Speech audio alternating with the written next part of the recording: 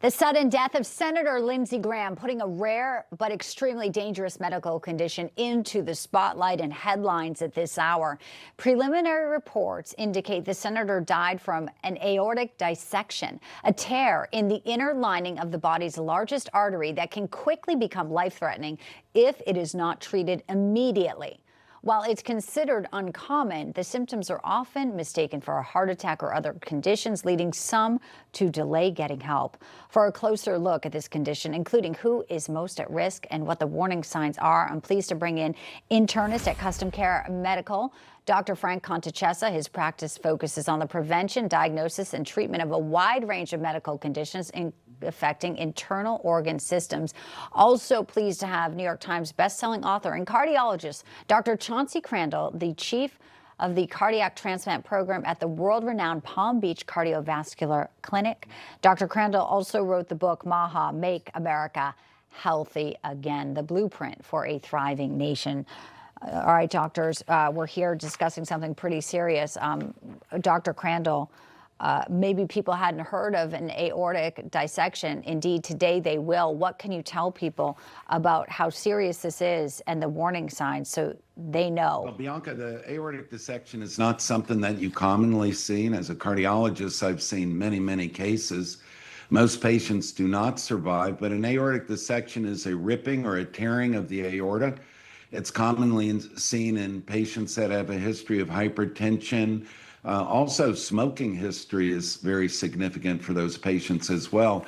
But as the aorta tears, it can go in two directions, one towards the heart and the other down the back to the legs. And both of them can be life-threatening, especially the one that goes towards the heart.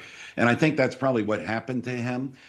He had a rapid dissection. He went into full cardiac arrest. And usually these are the people that never survive.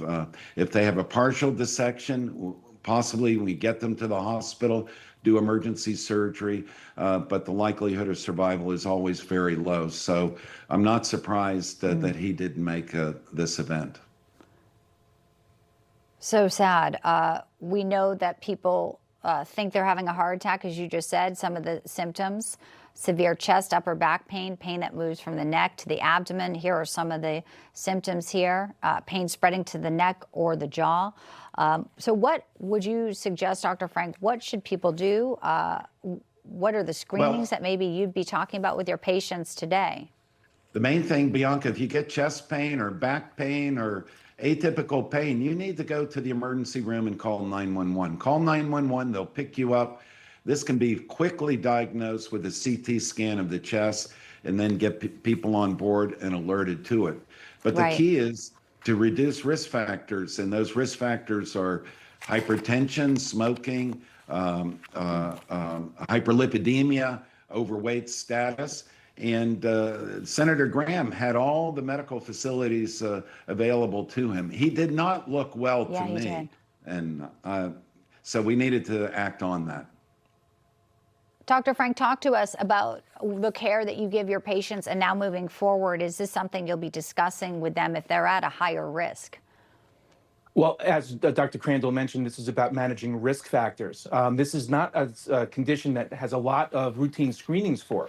So this isn't something that a cardiogram can pick up, and even a routine echo would often miss something like this. So there aren't a lot of routine screens, but you have to manage the risk factors, which are uncontrolled hypertension, heart disease, so you can get a plaque that forms that causes a weakness in the blood vessel wall. But it's about maintaining a healthy lifestyle, a good relationship with your doctor. If you're having any sort of a chest pain, chest pressure, chest tightness, as we mentioned, get that checked out. All chest pain, chest-related conditions are cardiac until proven otherwise. So the most important thing is listen to your body. If it tells you something's wrong, something's wrong. And have a discussion, I think, with your loved ones today about this. Dr. Frank Contacessa, Dr. Chauncey Crandall, appreciate you both.